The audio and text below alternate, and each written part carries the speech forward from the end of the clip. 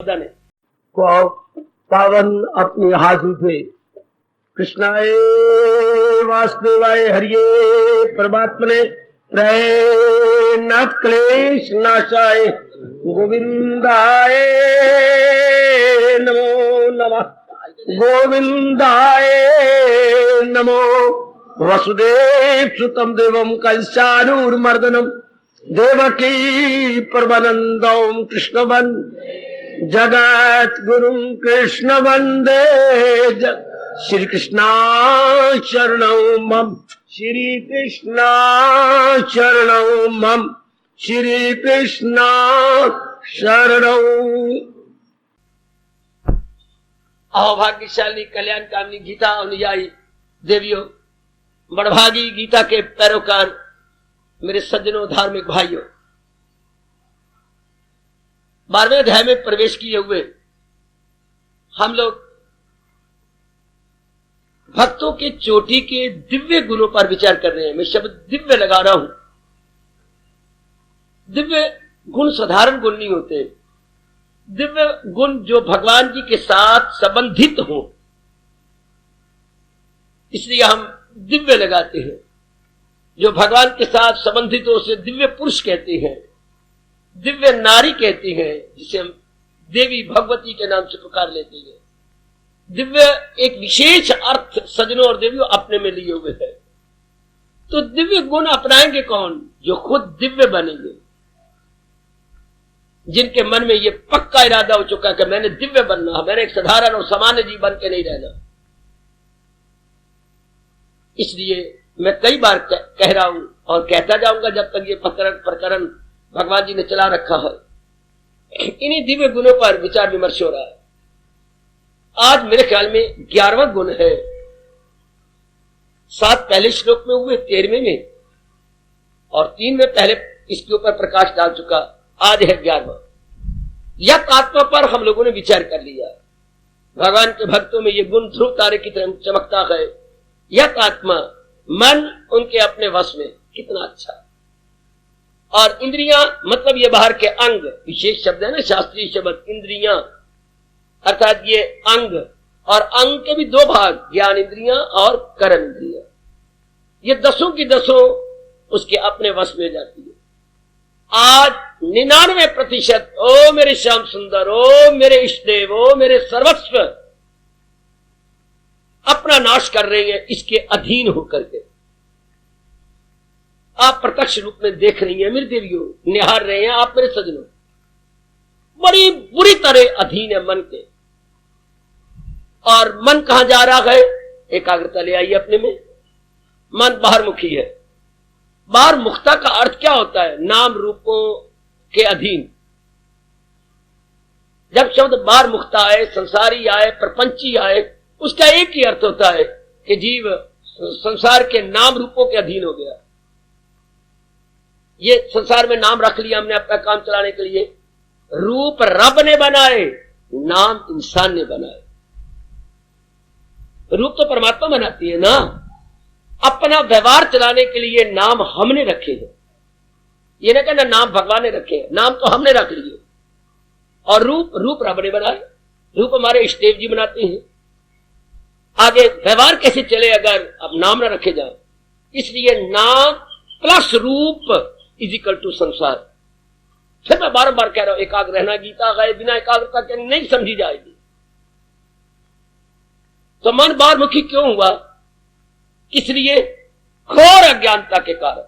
शब्द में लगा रहा हूं, घोर हो मेरे सजनों, मेरी कल्याण कामनी माताओं, मेरी नेक कल्याण कामनी बेटियों।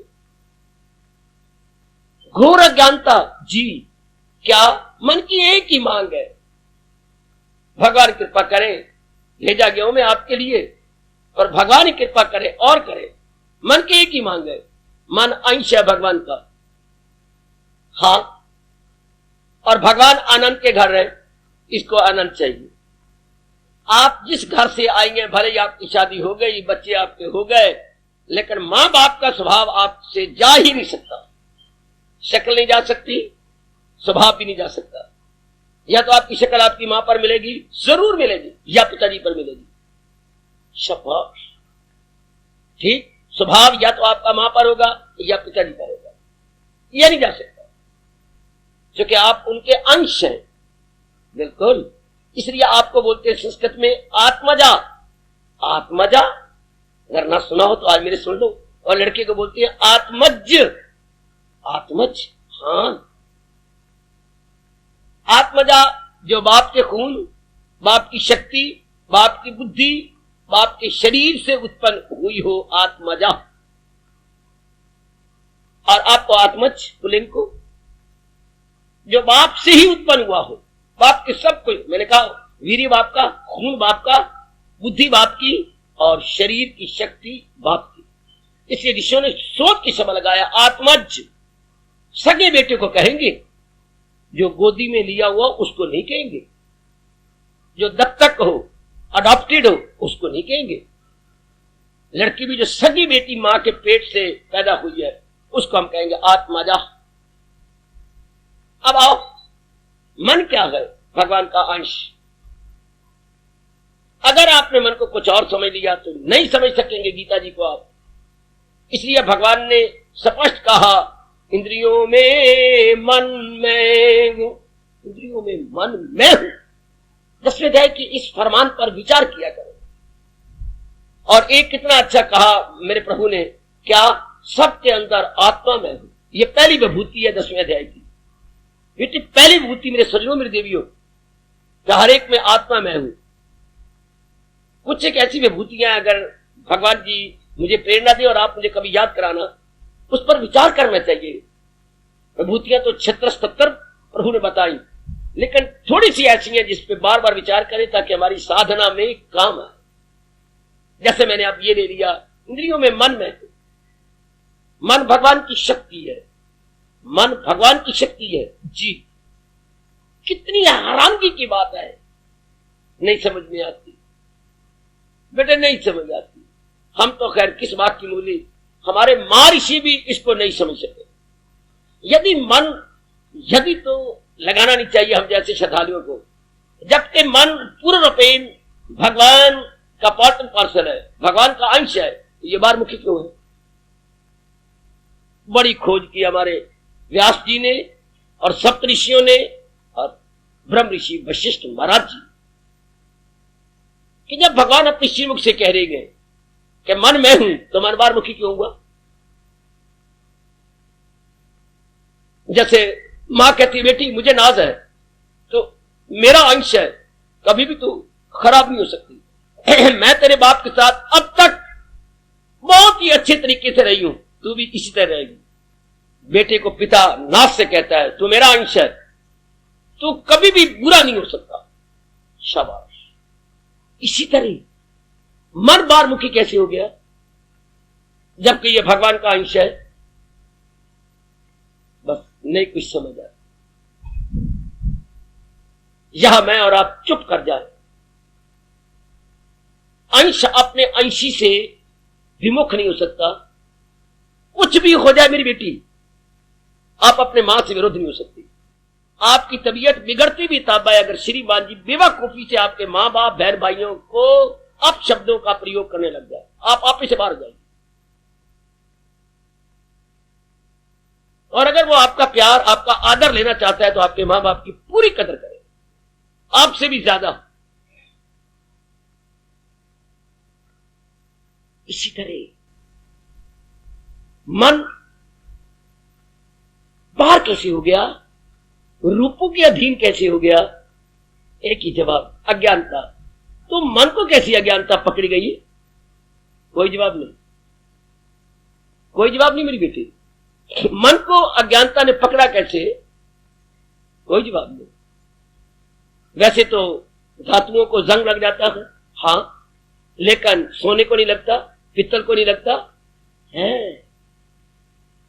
पित्तल को मेरी देवियों जंग नहीं लगता, लोहे को जंग लगता है। बाकी धातु भी खराब हो जाती हैं, लोहा और चांदी नहीं खराब होती। अच्छा, मैं चाहे पीतल बोल गया, बेवकूफी कर गया।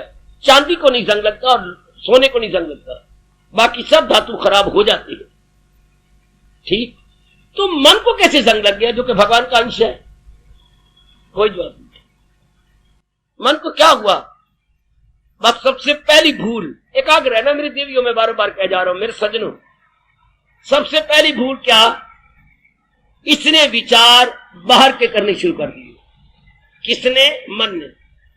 मन तो विचारों का पुतला है ना जी, तो इसने विचार बाहर की क्यों करने शुरू कर दिए, परमात्मा के विचार क्यों ना किए जिसका अंश था। आप बूढ़ी हो जाओ फिर भी माँ बाप के गुण गाओगे, भले ही माँ बाप भगवान की जात में समा गए हो, फिर भी माँ तो माँ ही है, बाप बाप ही है, क्योंकि उनका जो आप अंश है। तो मन को क्या होगा कि बाहर कैसे चला गया, अर्थात ये रूपों का चिंतन क्यों करने लग गया, रूप बनाने वाले की ओर क्यों नहीं गया। आहा, वाह मेरी देवियों वाह, यहीं से मन गिरना शुरू हो गया। जिस दिन से इसने बाहर का चिंतन करना शुरू किया, रूप का चिंतन किया, रूप के बनाने वाले कुम्हार का चिंतन नहीं किया। शायद आज के मैं प्रवचन में भगवान को कुम्हार कह जाऊं तो बुरा न माना, अपने रचयिता का चिंतन नहीं किया, रूपों की तरफ भागने लग गया। भगवान भी यही कहती हैं। इन श्लोकों ने मुझे हैरान भी किया, रोया भी सही, लेकिन मेरी हैरानगी दूर नहीं की। ये श्लोक कितने मार के कहे, एक नहीं दो श्लोक इकट्ठे दूसरे अध्याय के आखिर में, लगाए जो महसूस अशिया, देखिए शब्द लगाया, मन ताल्लुक बढ़े उनसे और हो लगन। किस दिन इंसान ने गिरना शुरू किया, नर नारी मनुष्य बोल रहा हूं, जब आपने चिंतन संसार का करना शुरू कर दिया, आपका मतलब आपके मन में, उस दिन हम सब के डाउनफॉल शुरू हो गई, हमारी गिरावट, हमारा पतन।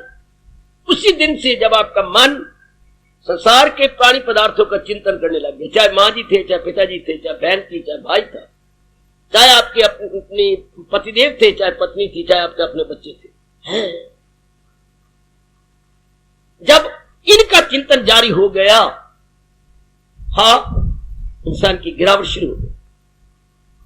या मैं भगवान के शब्दों को लेकर बताऊं तो वो गिरते ही गिरते चले जाए। अब इंसान को बचाए कौन?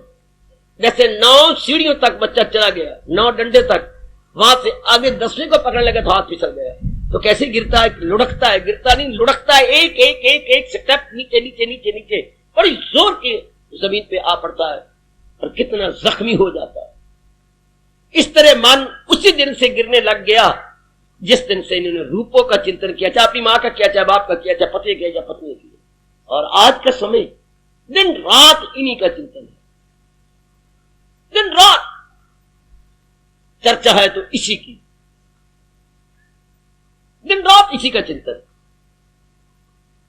अच्छा एक बात कहूं, जितनी मेरी बुद्धि ने काम किया, इनका चिंतन भी बुरा ना होता अगर हम राग के आधार पर चिंतन न करते, मोह के आधार पर चिंतन होता है राग और द्वेष के आधार पर। जब हम सोचे लगते हैं तो ये 2 वृत्तियां जरूर आएंगी, अट्रैक्शन और रिपल्शन। जब भी आप चिंतन करेंगे, हाँ, राग के आधार पर रागात्मक चिंतन, हाय ये शब्द ले लो अपने शास्त्रों का, रागात्मक चिंतन, उधर द्वेषात्मक चिंतन। बस इंसान ने अपनी कब्र आप खोदनी शुरू कर दी। ऐसा कौन होता है अपनी कब्र आप खोदे? आप हिस्ट्री पढ़ी होगी, कौन था ऐसा जिसने अपनी कब्र आप खोदी? बुद्धि काम करती है कि नहीं? कौन था ऐसा और दिन में 5 बार वहीं जाके नमाज पढ़ता था अपनी कब्र में? क्या नाम? औरंगजेब। औरंगजेब ने अपनी कब्र आप खोदी। क्यों? मैंने बड़े गुनाह किए, मैंने बड़े पाप किए, बड़ा जुल्म किया, अब मैं जिस कब्र में दफनाया जाऊंगा मैं उसी कब्र में ही भगवान से माफी मांगूंगा। लंबी चौड़ी कहानी है, लेकिन इंसान अपनी कब्र तो आप नहीं खोदता ना। तो हमने अपनी कब्र अपने खोदनी कब शुरू की? या अपना, हम हिंदू लोग हैं, अपना कफन कब सीना शुरू किया? जब हमने रूपों का चिंतन शुरू कर दिया, ख्यालों ने इनको रागात्मक, मैं कहता हूं अगर रागात्मक भी ना होता तब इंसान की गिरावट होती, द्वेषात्मक ना होता, समझना तो रात पूरा एकाग्र रहना। हमने चिंतन में ले आए राग के कारण से या द्वेष के कारण से। चिंतन हमारा जारी हुआ राग के कारण से, यानी thinking with attachment, thinking with detachment. दो को लेकर हमने चिंतन करना शुरू किया। जब हमने राग या मोह के कारण चिंतन किया, वासना खड़ी हो गई, वासनाओं से कामना बन गई। कामना के बाद कौन सा पाप है जो इंसान नहीं कर गुजरता? क्योंकि कामना जब खड़ी जाती है तो इंसान जिद्दी हो जाता है, जिसको अपनी भाषा में कहेंगे दुराग्रही। क्या और जिद हो जाती है कि ये काम तो मैंने अब पूरा करना, ये कामना मैंने पूरी करनी है, अब नाना प्रकार के पाप करेगा। जिद जो हो गई कि ये तो मैंने करना ही है, और पापों का परिणाम मैं बोल ही नहीं सकता। नाना प्रकार के क्लेश, नाना प्रकार की मुसीबतें, नाना प्रकार की चिंताएं और नाना प्रकार के रोग आदि व्याधि उपाधि। अच्छा जी, ये चक्कर चला हुआ, भगवान देख रही है, खामोश है। रागात्मक चिंतन, द्वेषात्मक चिंतन, आज तक कितने युग गुजर गए दुनिया को इसी आधार पर चिंतन हो रहा। वरना चिंतन का नुकसान ना होता, जो कि राग से आगे, रागात्मक चिंतन से आगे कई वासनाएं, कई कामनाएं, कई इच्छाएं खड़ी हो जाती है। मरता है जीते, बर्बाद होगा। अब भगवान ने जो इतने गुण बताए और मन और इनको इंद्रियों को भी कंट्रोल बता दिया भक्त के लक्षण में, लेकिन ये जितने गुण बताए गए, देखो रिसर्च कहां तक हुई है, 10 गुण अब तक बताए गए। ये 10 गुण दृढ़ तब होंगे, मैंने पक्के तब होंगे, स्टेड फास्ट अंग्रेजी बोलेंगे, स्टेड फास्ट तब होंगे। अरे तेरी शादी तो हो गई, हाँ, और आपने लड्डू बांटे, बधाइयां ली, और आप गलती कर रहे हो। क्यों? वैसे अगर मेरी बुद्धि ली जाती तो शादी हो जाने के फौरन बाद लड्डू बधाइयां नहीं लेनी चाहिए, कम से कम 6 महीने बाद। क्या तेरा मन भी जम गया कि नहीं? इनके रस्म रिवाज, इनका लेना देना, इनका उठना बैठना, श्रीमान जी के वार्तालाप और उसका स्वभाव आपको पसंद आया कि नहीं? शादी का मतलब तो ये जम जाओ।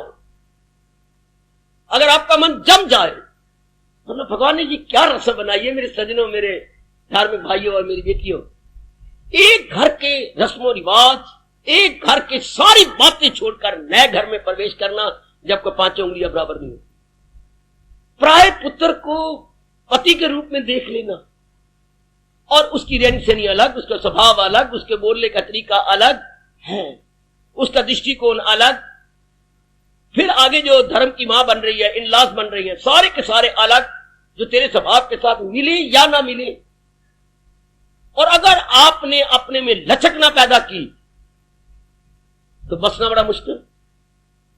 मेरी वो बेटियां बसती हैं जो अपने में लचक या इलास्टिसिटी लाती है। लचक इलास्टिसिटी हमारे वक्त था। 10-12 साल तक कच्छों में, पजामों में लचक वाला नाला डालते थे, इलास्टिक वाला नाला। तो हम हैरान होते कि ये सारों को कैसे पूरा आ जाता है। एक हमारे पुरुषोत्तम लड़का था, बड़ा मोटा, तो हम 3, 4, 5, 6 लड़के जान भी कुछ छेड़ते, यार ये तेरे पजामा कैसे पूरा आ गया? हम तो बात तो पेट छोटा सा है, तू इतना मोटा हाथी का पुत्र बना हुआ है, ये कैसे आ गया? ना वो बोल सकता था, ना हमें समझ आती थी। क्या अपा की समझ आती है? उसमें लचक है ना, जितना जिसका पेट होगा वो उतना ही फैल जाएगा।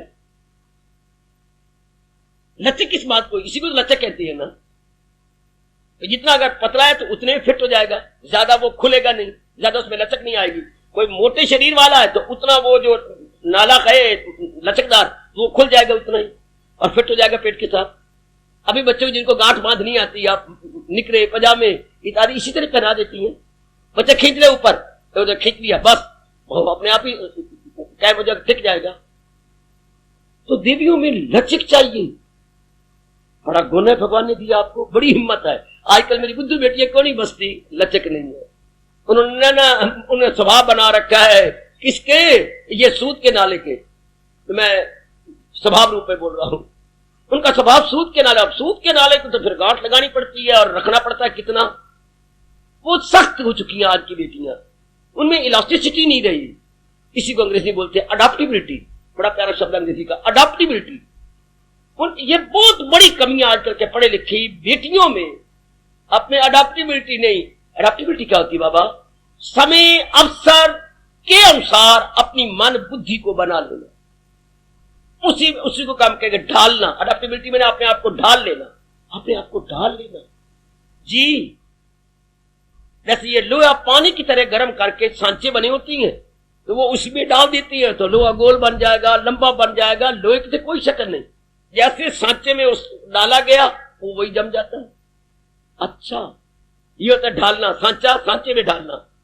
अब आप लोग अपने आप को ढाल लें उस नए परिवार के सांचे में, उसको हम सांचा कहेंगे, नए परिवार, और आप अपने आप को जाके ढालें। इतनी गरमाइश हो आपके अंदर, ये आज बहुत कम होती है, इसलिए डाइवोर्स या संबंध विच्छेद बात ये शुरू में मां बाप बताएं, या मेरे जैसे को समय मिले और मैं बड़ा विस्तार करके अपनी बेटियों को बताऊं, पर कहां, बेटियों में अहंकार, मैं इतना कमाती हूं, मैं इतनी पढ़ी हुई हूं। इधर आइए, जो चर्चा हम चला रहे हैं, अब जो 11वां गुण जा रहा है यह है निश्चय का। उनके निश्चय पक्के होते हैं, हाय बहुत अच्छा गुण। अब जैसे मैंने कहा, बेटी शादी हुई तो 5-6 महीने के बाद प्रसाद बांटना चाहिए। जम गई, उसमें लचक आ गई, वो उसमें रस मिस गई, अडॉप्टेबिलिटी उसमें आ गई, तब प्रसाद बांटो। हाँ भाई, अब बहू कहने के योग्य मेरे पति हैं, जब रस मिस जाओ। इसी तरह 10 गुण तो आपने ले लिए, पर क्या वो रस मिस गए आप में? कौन रसाएगा इसमें? निश्चय। वो बड़ी महिमा गाई मेरे सजनों, मेरी देवियों, इस 11वें गुण की। दृढ़ निश्चय, भगवान के प्यारे क्या होती हैं? दृढ़ निश्चय।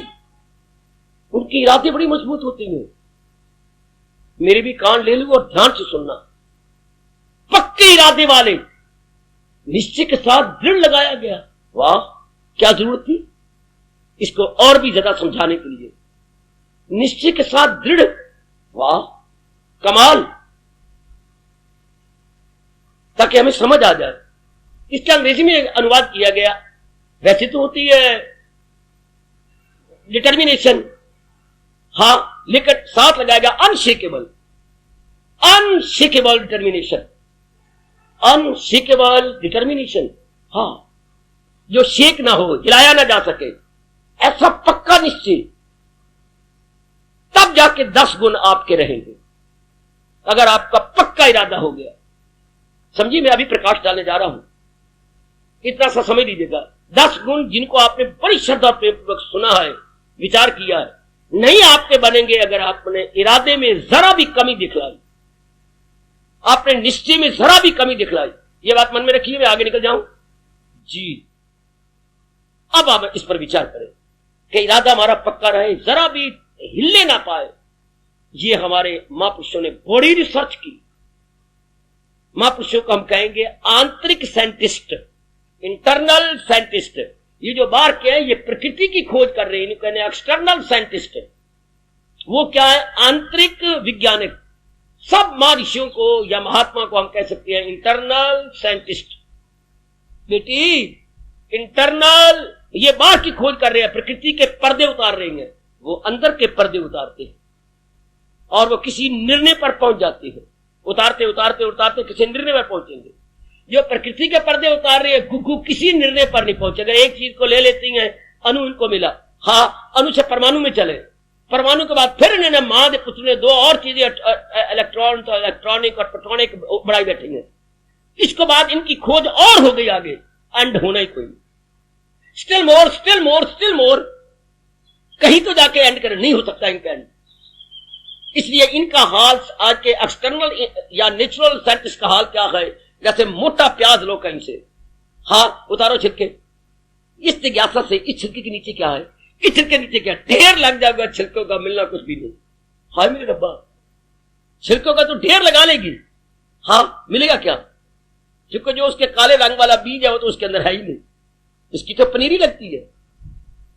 इसी तरह किट मर चुके हैं, मर जाएंगे आज के साइंटिस्ट, प्राकृतिक साइंटिस्ट, इनको मिलना कुछ भी नहीं। क्योंकि जब एक चीज, जैसे मैंने कहा अणु, हाँ, फिर गहराई में गए, उससे मिल गया परमाणु, हाँ, उसके बाद फिर आगे प्रोटॉन और न्यूट्रॉन मिल गए। अब इसके बाद और बाद पुत्रों ने इसके और निकाल लिया। Then there is end, no end at all. अभी ये असमंजस में है, तो इनके कोई एंड नहीं। लेकिन बारी बारी अंदर के साइंटिस्ट महापुरुषों के, जिन्होंने इस सारे संसार के बनाने वाले की खोज कर दी कि ये सब कुछ इससे हुआ है। जैसे हम कहेंगे, ध्यान देना, संसार की इकाई क्या है, अभी तक साइंटिस्ट इकाई पर नहीं पहुंचा। पेट मर गया अपने सिर के सोच सोच के, गंजा हो गया गंजा। लेकिन इस गंजे को यह नहीं पता लगा, अभी तक बड़ी चर्चा चल रही है, what is the unit of the world. Unit बेटे, what is the unit of the world, संसार की इकाई क्या है। ये जो इतने हमने आटम खोजे, आटम से आगे हम परमाणु तक पहुंचे, आगे प्रोटॉन न्यूट्रॉन तक निकल गए, उसके बाद फिर इनके तो आखिर एंड कहां है, एंड माने वो इकाई क्या है। अरे तो पहुंच गई 90 तक, पीछे मुड़ती आई मुड़ती आई मुड़ती आई मुड़ती आई, 90 के बाद 80 पे आ गई, 70 पे आ गई, 60 पे आ गई, 50 पे आ गई, 40 पे आ गई, करते तो कितनी यार ये जो अंकों का एंड कहां है। हम पीछे मुड़ते जा रहे हैं, 20 पर आ गए, 18 पे आ गए, 19 पे आ गए, अंक इसका शुरुआत कहां से है। हम कहेंगे एक से शुरुआत हुई, इससे एक से शुरुआत, इसे अंग्रेजी बोलते हैं यूनिट, अपनी भाषा में कहेंगे इकाई। इकाई से दहाई, दहाई से सैकड़ा, सैकड़े से 1000, 10,000, लाख, बोलते जाओ आगे, लेकिन पहले इकाई। आजकल जितने भौतिकवादी या मटेरियलिज्म को मानने वाले गए, हैरान गए, परेशान है, उनको यूनिट नहीं पता लगा, जबकि हमारे ऋषियों ने युगों पहले इस यूनिट को जान लिया था कि सारी वैरायटी 84 लाख यूनिया, छोटी बड़ी यूनिया है, इसका यूनिट भगवान जी है। कमाल, ये चीजें सारी आई कहां से। जैसे हम कहते हैं इतने अंक होता है, अंक गणित में कितने ही अंक आ जाते हैं, लेकिन ये अंक कहां से आए, एक से। बाकी अंक कोई नहीं, 2 नहीं होता, 3 नहीं होता, 4 नहीं होता, 5 नहीं होता, एक अपने में मिलता जा रहा है, एक में एक, एक में 2 बन गया, वरना बाकी अंक नहीं है। ये तो व्यवहार चलाने के लिए 2 का, 3 का, 4 का, वरना हो क्या रहा है, एक में एक मिलता जा रहा है, एक में एक मिलता जा रहा है। जैसे घर में इतनी बड़ी फैमिली, ये क्या होगा, पिताजी की एक्सटेंशन है। This such a huge family is nothing but extension of father. इन्हीं की अपनी एक्सटेंशन है। हाँ, अगर हमने एक्सटेंशन नहीं की तो आपको मैं एक का नजर आ रहा हूं, अगर इस शरीर के पिता ने की तो कितने फैल गए। सिर्फ एक्सटेंशन मन की होती है, अगर मन को ना फैलाए तो एक अंक रह गया, और अगर आगे पहाड़े पढ़ते जाओ तो फिर आगे अंक बढ़ते जाएंगे। तो इस तरह आप विचार किया करें, इस संसार में इतने प्राणी पदार्थ है, एक मनुष्य जाति को लोग, कितने प्रकार के मनुष्य जाति है, कितने एंडी कोई नहीं, कितने प्रकार के मनुष्य जाति। अगर हर कंट्री का एक एक मनुष्य वर्ग आए, नर नारी, हैरान हो जाएंगे। हबशियों को आप देख करके खिल खिल के हंसेंगे, कितने काले, इतनी तो रजनी भी काली नहीं होती, अमावस्या भी काली नहीं। लेकिन भगवान ने एक और हैरानगी की बात की, जितने रंग इनके काले, उतने दांत इनके चंद्रमा जैसे। वाह मेरे परमात्मा, वाह, दांत इनके बड़े सफेद होते हैं।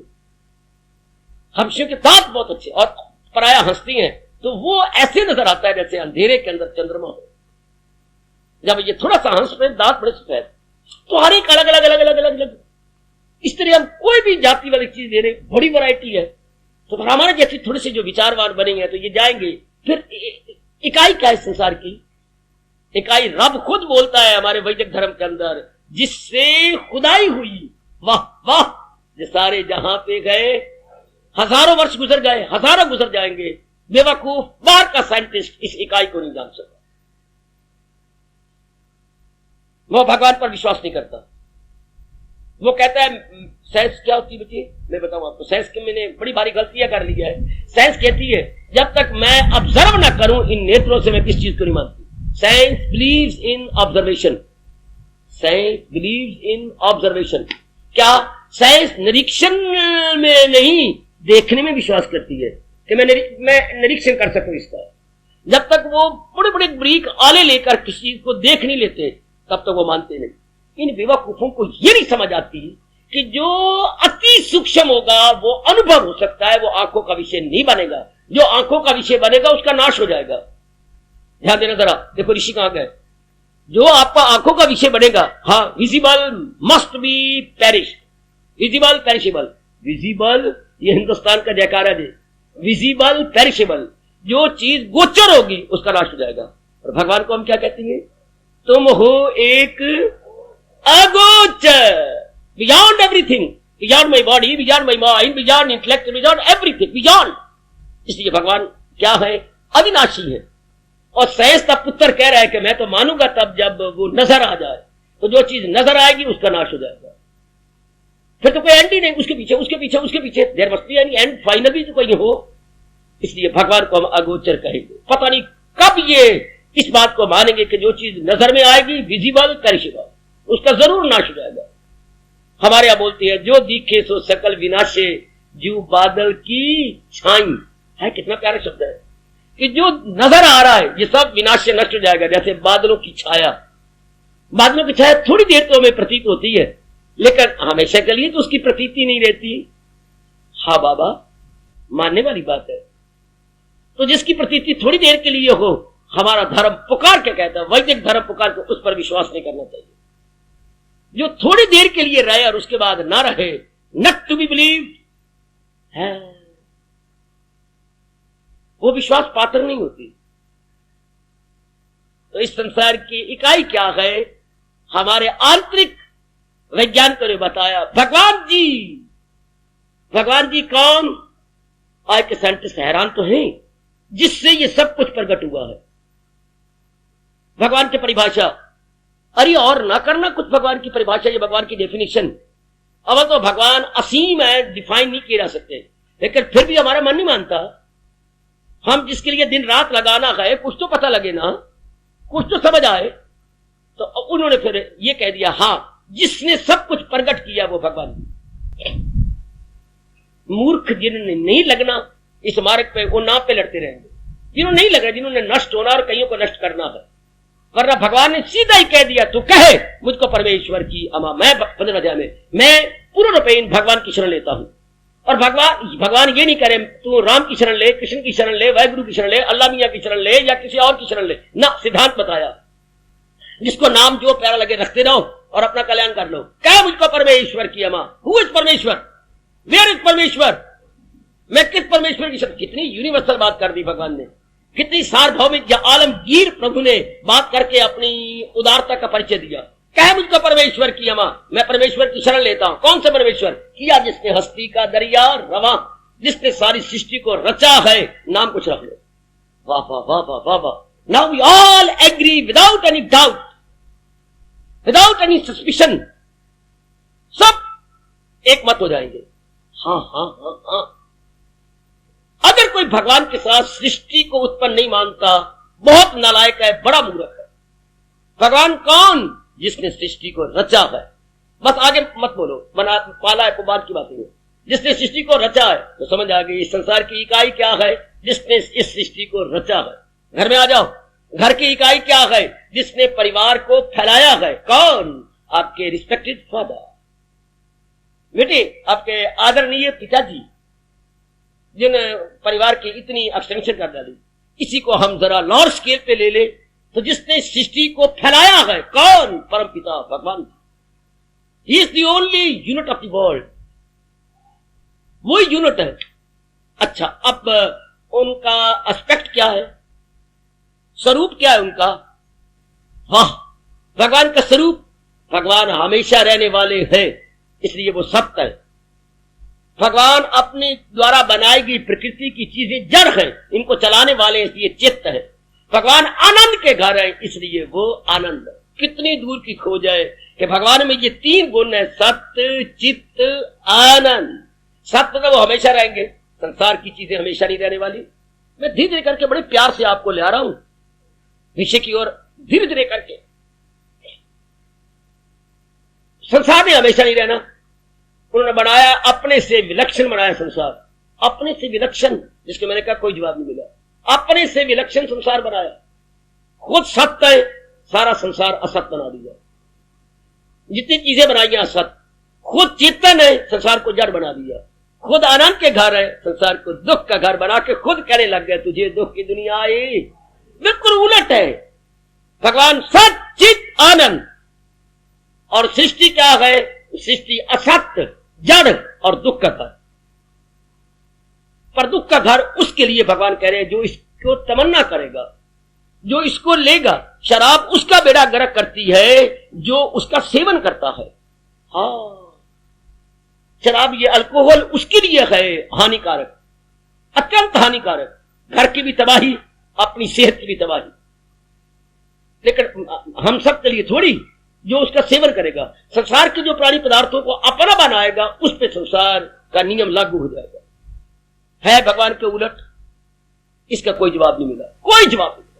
वरना जो चीज जिससे बनती है उसके अनुरूप होनी चाहिए। जैसे आपकी औलाद आपके अनुरूप है, आपके बच्चे आपके अनुरूप है, शाबाश शाबाश शाबाश। फॉरेन कंट्री के अंदर जिन दिनों में रिसर्च कर रहा था, अब तो मैं बिल्कुल ही केंद्रीय हो गया गीता जी के इर्द गिर्द, तो उन दिनों मैगजीन के अंदर एक बड़ी हैरानगी वाली बात निकल रही थी, तो मैं बड़ा शौक रखता था, तो देखें ये क्या है। एक अंग्रेज ने अपनी पत्नी पर मुकदमा कर दिया, और बड़ा हैरानगी वाला, और लोग जाते थे जज की जजमेंट लेने, क्या उसका बच्चा काला है, हबशी है। तो कहते क्या कैरेक्टर पर हमला हुआ, कि मेरी पत्नी प्योर नहीं है, शी इज इंटरली इनप्योर, ये उनका काला कहां से हो गया। जब मैं गोरा हूं और ये भी गोरी है, तो ये चीज बीच में कैसे आ गई, ये आ नहीं सकती। बलदेव ने भगवान जी को यही तो छेड़ा था ना, गोरे नंद यशोदा गोरी, तुम कृत श्याम शरीर, तुम काली शरीर कहां से पैदा हो गए। नंद बाबा ने तो आपको गोदी में लिया, आप हमारे सगे थोड़े गए। भगवान क्रोध से भर गए, मैं अभी जाता हूं, निर्णय करके आता हूं। तो वह खाई मां ने कसम, यशोदा ने, मुझे अपनी गैयों की कसम और अपने दूध की कसम, तुम मेरा अपने पुत्र। तब लिपट के रो पड़ी, कैसी बात नहीं मेरे बच्चे, तुम मेरे ही तो हो, मेरे अपने बच्चे हो। खैर मुकदमे में फिर क्या हुआ, जज ने कहा मैं इसी वक्त, अब ये चौथी पेशी है, मैं इसी वक्त आपके साथ आपके घर में जाना चाहता हूं, अगर मुझे आज्ञा दे, वरना मैं जजमेंट नहीं कर सकता। चलिए। आप और अपने साथ नौकर चाकर लेके गया, एक एक कोना देखा,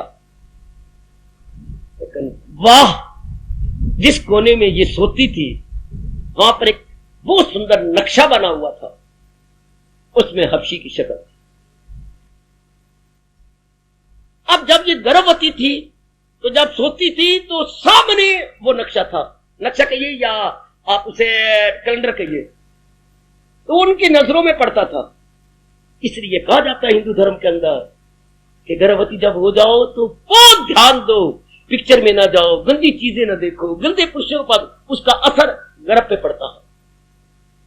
जैसे ये अंग्रेज नहीं मानते थे, अब माने गए। उन दिनों अगर आपका चंद्रमा या सूर्य को ग्रहण लगा हुआ है तो बच्चे के किसी अंग पे आ जाएगा, अगर आपने धीरे से देखा। कच्चा शरीर है और कच्चे शरीर पर जाके असर पड़ेगा आपके बेटे के ऊपर, कहीं मुंह पर आ जाएगा, कहीं पीठ पर आ जाएगा, कहीं छाती पे आ जाएगा, तो कम खराब होगी। इसलिए कहा जाता ना, छाया भी उसकी ना देखो, गर्भ अपने ग्रहण की। जल्दी तो ये इस कारण से हुआ। उन दिनों तुम बार बार कहानी में लेटती ऐसी, और सामने होता है कि उसका अक्स पड़ा, उसके रिफ्लेक्शन के कारण से ये हुआ, अदरवाइज ये लड़की बिल्कुल ठीक है। उसने माफी मांगी सबके सामने, और अपने उधर भी सारी माफी मांगी, मेरी गलती। मुझे अब पता लगा साइकोलॉजी से, इसे बोलती है साइकोलॉजी, मनोवैज्ञानिक रूप से प्रभाव पड़ता गया, बार बार नेत्रों में आते गए। वरना ये आपको नहीं सोचा आपने, पिताजी माताजी बिल्ली वाली आंखें नहीं है, तो क्या कारण बच्चा बिल्ली वाली आंखों वाला। बिल्ली बार बार आती रही गर्भ के दिनों में, जब आप गर्भवती थी, और बार बार आंखें मिलाती रही, उसका असर आपके बच्चे पर पड़ गया। वरना कभी भी ऐसी आंखें नहीं हो सकती, क्योंकि माँ बाप तो बिना जो वो ऐसी आंखों वाले नहीं है, बिल्ली वाली आंखें नहीं है, तो इनकी कैसी हो गई। शाबाश।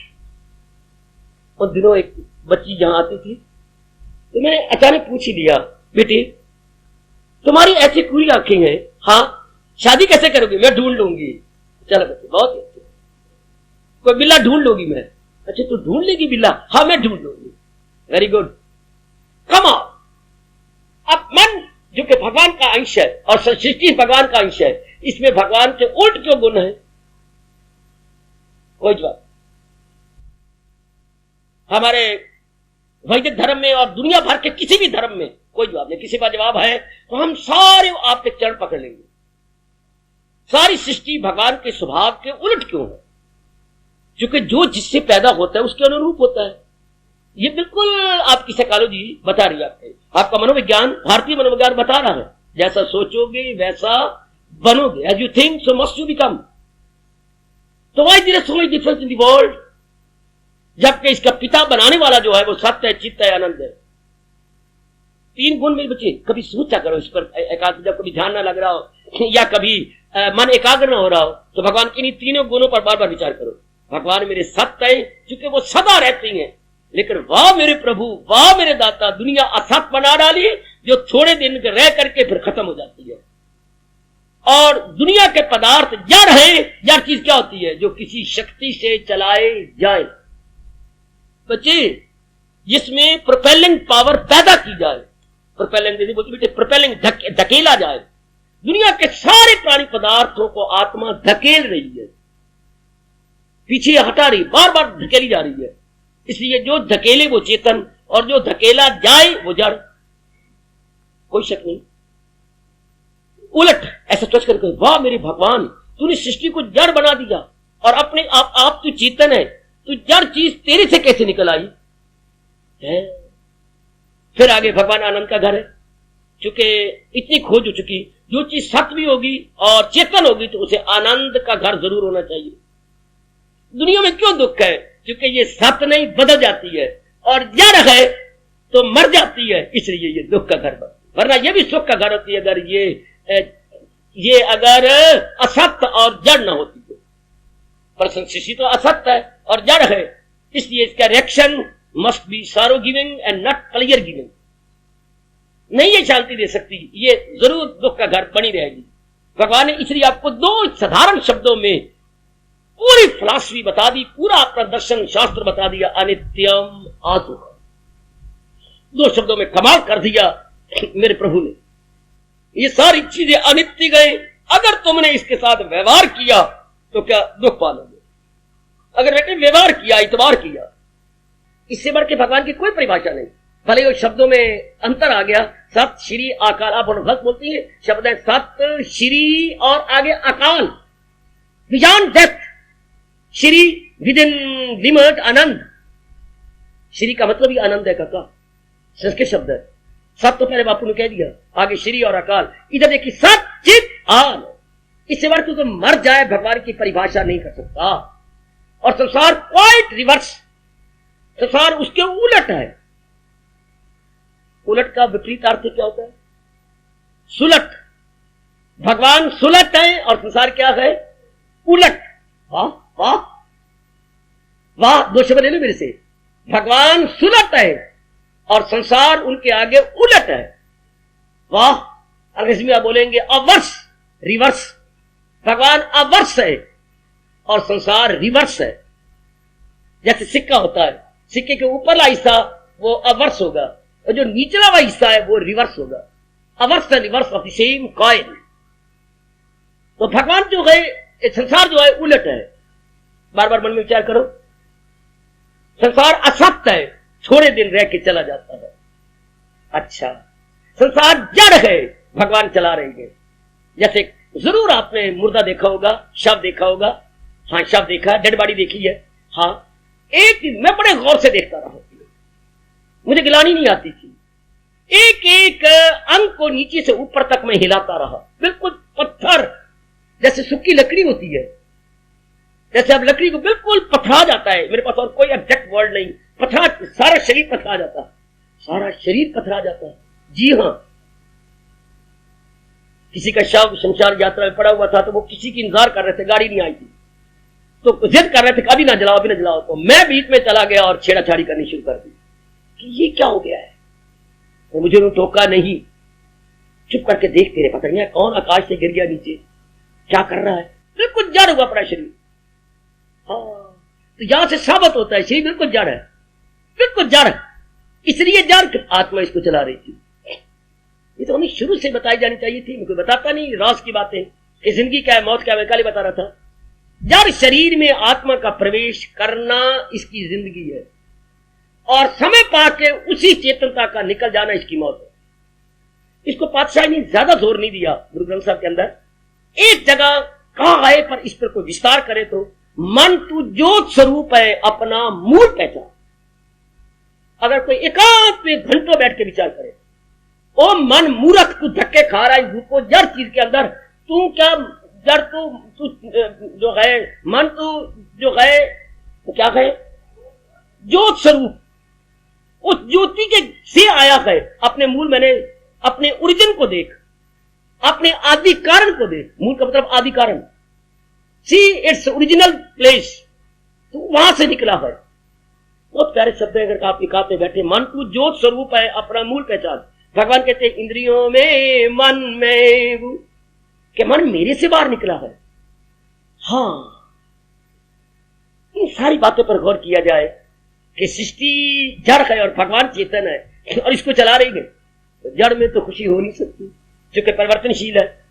जड़ अपने आप में कुछ नहीं काम करेगी जब तक कि चेतन इसके साथ न चले। तो चेतन आनंद के घर है। ये बार बार सोचो, बार बार सोचो, बार बार विचार करो, मुकाबला करो संसार का और इसका, भगवान का। संसार क्या है? असत, जड़ और दुखदाई। भगवान सत चित आनंद। भगवान सदा एक जैसे रहेंगे, सदा चेतन बने रहेंगे, सदा आनंद के घर बने रहेंगे। संसार सदा नहीं बना रह सकता, क्योंकि ये जड़ चीज कभी भी नहीं रह सकती। पूछो मेरे से क्यों? क्योंकि जो चीज जड़ होती है वो एक नहीं अनेकों से बनती है। तो ये 5 तत्वों से बनी है। हाय, जो चीज कई तत्वों से बनेगी वो गल जाएगी, वो खराब हो जाएगी, उसमें वो पड़ जाएगी। इसलिए कहते हैं आत्मा निकल गई, जल्दी जल्दी साड़ो, सारी गली में इस शरीर की बोझ आएगी। और हैरानगी देखिए, आत्मा रहे तो 90 साल के शरीर में बोझ नहीं आती, और आत्मा निकल जाए तो 9 घंटे भी शायद आप अगर कोई साधन ना ले तो बोझ शुरू आएगी। कितनी हैरानगी का विषय है मेरे सजनों, मेरी कल्याण कामनी देवी हो।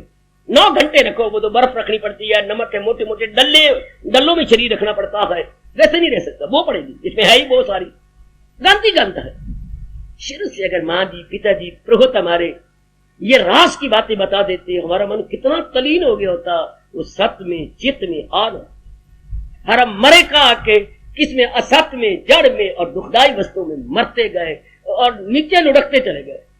जैसे पहाड़ से ट्रक गिर जाता है ऊपर से, वो कितनी गहरा नीचे जाता, आए दिन आप सुनते ही रहते हैं। कितनी पहाड़ की ऊंचाई और उसने जमीन पे आना है। तो हमारा मन कितना गिर गया इन रूपों में फंस के, मेरे सजनों, मेरी देवियों, कितना गिर गया। और फिर गंदी वृत्तियां कितनी, इसमें काम आ गया, क्रोध आ गया, मोह आ गया। जब हम रूपों में मरे तो काम, क्रोध, मोह, लोभ, अहंकार, निंदा, मत्सर, चोरी, यारी, हवा, बुगज, कीना, ओए होए कोई एंडी नहीं, ये सारी वृत्तियां हमारे साथ आ गई। कब? जब हम रूपों में मरे।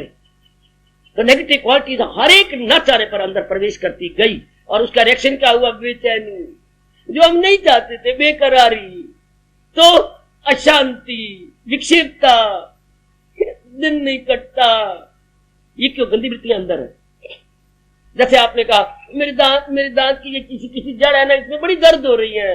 अच्छा, दर्द हो रही है, तो हमने शीशा लिया, शीशा लेके देखा, ये तो खाई गई, नीचे कीड़ा पड़ गया है, जड़ खाई गई तेरी सारी। अच्छा, तो जब नीचे बड़ी इसकी लंबी लंबी होती है जड़ें, जो नीचे तक फंसी होती है, तो उस जड़ को जब कीड़ा खा जाए, हाँ, तो वो उसकी कितनी कमजोर हो जाती है कि आपके मांस को वो दर्द शुरू कर दे, सिवाय निकाले जाने को चाह रही नहीं, क्योंकि नीचे से खाई गई। इस तरह ये जड़ तो खाया जा रहा है गंदी वृत्तियों द्वारा। अगर रब ये गंदी वृत्तियां ना बनाता, फिर हमें दुख भी ना होता। गंदी वृत्तियों, एक दांत को अगर नीचे से कीड़ा खा रहा, इतनी दर्द होती है, आप रात सो नहीं सकते, आप सवेरे कुछ खा नहीं सकेंगे। आए मुझे कुछ करो, बार बार आप अगर ऐसे कभी हो जाए तो 1-2 लौंग मुंह में रख लिया करो, या लौंगों का तेल आता है, अप्लाई किया और बाद में कुछ करते रहना। इसके लिए तत्काल दर्द दूर करने के लिए लौंग का तेल या लौंग घर में पड़े और चूसना शुरू कर दो, वो थोड़ी देर के लिए उतना हिस्सा सो जाएगा, डेड हो जाएगा। तो जो दर्द कर रहा था जबड़ा, वो उस समय के लिए, थोड़ी देर के लिए आप सवेरे इलाज करा सकते हैं, कुछ भी करेंगे। तो वो इतनी पीड़ा पैदा करता है। इधर शरीर का क्या हाल है? बिल्कुल जड़, सारा जड़। इसलिए ये दुखदाई हो जाता है गंदी वृत्तियों के साथ। मैं कह रहा था, गंदी वृत्ति अगर पर बात है मेरी बकवास, गंदी वृत्ति अगर मेरे प्रभु ना बनाते, पता ही ना होता मुझे और आपको दुख किसे कहते। इन्हीं गंदी वृत्तियों ने आकर के काम बड़ा खराब कर, बड़ा खराब। सिर्फ एक काम बड़ा हुआ तो बेड़ा गर्क करता है, पर काम के साथ क्रोध जरूर होगा। जहां ये दोनों हो गए वहां लोभ जरूर होगा, जहां लोभ होगा वहां मोह जरूर होगा, जहां ये चारों हो गए अहंकार जरूर आ जाएगा। ये आपस में इंटरकनेक्टेड है, इंटर रिलेटेड है, इंटरडिपेंडेंट है, अन्योन्य आश्रित है। जैसे मैंने दोनों हाथों को यूं कर दिया तो दाया बाएं के आश्रित है या बाया दाएं के आश्रित है? दाया बाएं के या बाया दाएं के? ना बाबा, दोनों ही एक दूसरे के आश्रित है। इसे बोलते हैं इंटरडिपेंडेंट या अन्योन्य आश्रित, अन्यो आश्रित, वो उसके वो उसके। इसलिए सारी गंदी वृत्तियां अन्योन्य आश्रित है, वो उसके वो उसके वो उसके वो उसके वो उसके। अगर एक काम ना रहे तो बाकी सब खत्म हो जाए। कामना, काम ही संसार की इच्छा, टू विश, टू डिजायर। ये कौन करता है? मन करता है। कब? बार दुखी होकर। फिर मैं वही लाया हूं आपको बड़े प्यार से, इतनी लंबी चौड़ा परिक्रमा करवा के। कहा मन क्या कहां गया? नामरूपों में। क्यों गया? जब ये ज्योत स्वरूप है, उन्हीं से आया, उनका अंश है। कोई जवाब नहीं इसका। अच्छा, अब इतनी तो खोज ऋषियों ने की, मेरे से ले लो। गया क्यों? सुखदायी समझ करके है। आप कहते हैं ना हम नहीं मानते, सुखदायी थोड़ा समझा, इसका गंदा स्वभाव बना हुआ है कि चिंतन कर लेता है। तो ऋषि टोकती हैं, हमारे अंदर के साइंटिस्ट, हमारे इंटरनल साइंटिस्ट महर्षि टोकती हैं। अच्छा, अगर आप कहते हो कि ऐसे चिंतन करते, सांप का कोई चिंतन करता है, ये बिच्छू कोई चिंतन, अकाट्य बात कर दी उन्होंने। ये मेरे सांप का चिंतन करे, उसको मरता मेरी मौत है। बिच्छू का चिंतन करे ना, मेरी मौत है। मार चीजें जहर है, हलाहल है, हलाला की कोई चिंतन करता, मेरी मौत है। मतलब क्या निकला? जिसमें इसे दुख नजर आता है उसका चिंतन नहीं करता, अपनी ओर से सुख दृष्टि बना के उसको यूं चिंतन करता है जैसे बच्चे मीठी टिक्कियों को बार बार चूसने लग जाते हैं।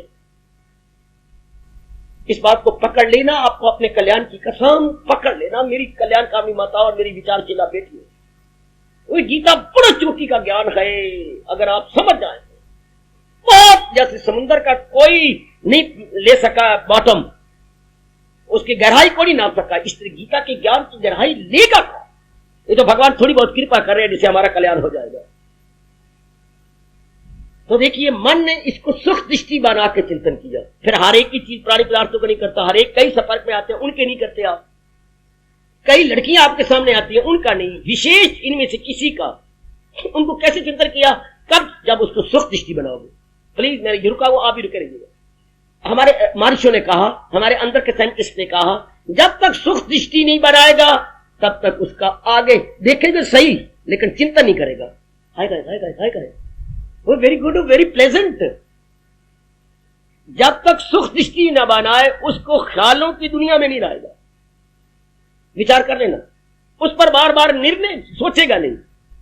तो जैसे चीज को देखा ऐसे ना देखा।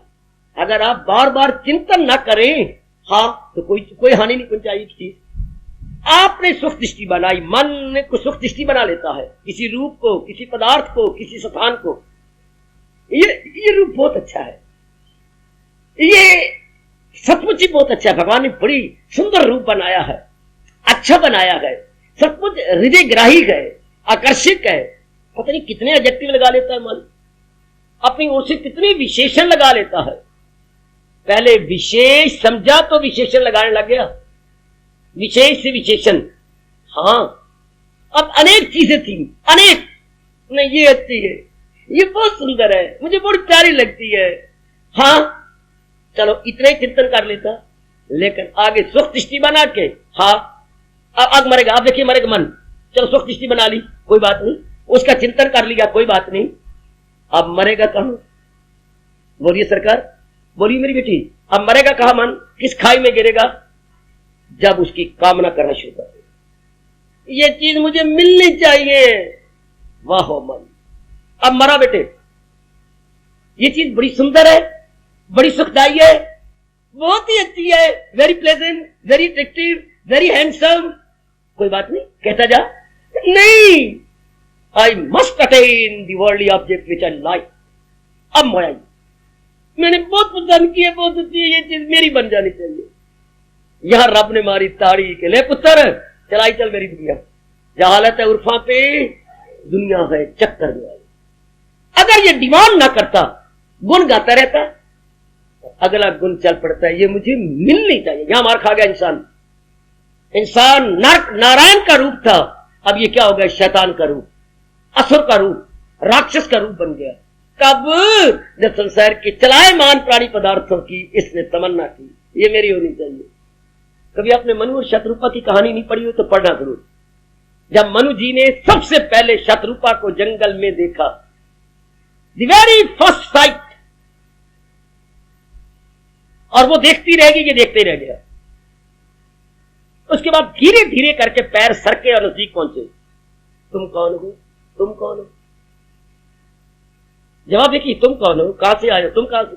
जैसे मनु जी बोलती जा रही है, शतरूपा वही बोलती है, तुम कहां से आए हो? तो मुझे इतने गौर से क्यों, तुम मुझे क्यों गौर से देख रहे हो? वाह वाह, जो मनु प्रश्न कर रहा है शतरूपा उसी तरह बोलती जा रही है। आप मेरे नजदीक क्यों आ रहे हैं? और तुम वहीं क्यों नहीं खड़ी रही? तुम क्यों नजदीक आई? वाह, इंसान जब चाहता है, चाह कहां से शुरू हुई? चाहना ये सुखदाई है। लो, ऋषि ने कहा, आने वाली धार्मिक औलाद, तुम्हारा बेड़ा पार हो गया।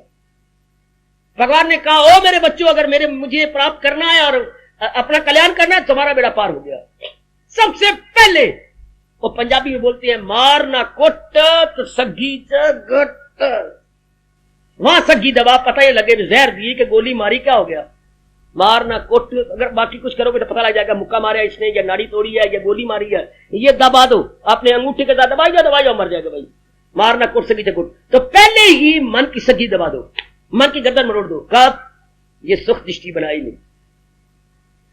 द वेरी फर्स्ट स्टेप, ध्यान देना मेरी देवियों, हमने अपना कल्याण कर जाना है, जरूर कर जाना है। ये ऐसा निश्चय बना लिया हमने, हमारा कल्याण करना गीता के माध्यम से है। गीता के चोटी के ज्ञान से कल्याण करना है। तो पहले भगवान कहती हैं, हवस्य तेरी दुश्मने खौफनाक, जबरदस्त अर्जुन इसे कर हलाक। सबसे पहले इसी गर्दन मरोड़। क्या ये कहता है, प्रभु ये सुख दृष्टि, बिल्कुल सुख दृष्टि बना के फिर डिमांड करता है। सुख दृष्टि बनाई नहीं, प्रभु कैसे इसका असली रूप दिखा दे इसको। ध्यान देना मेरे सजनों, वो मेरा सुनाना सफल करो। मेरे भगवान जी मेरे पे बड़े खुश हो जाएंगे अगर ये बात मैं आपके मनों में बिठा दूं। मैं जानता हूं मेरे पुत्र, मेरे प्रभु मेरे पर बड़े खुश होंगे।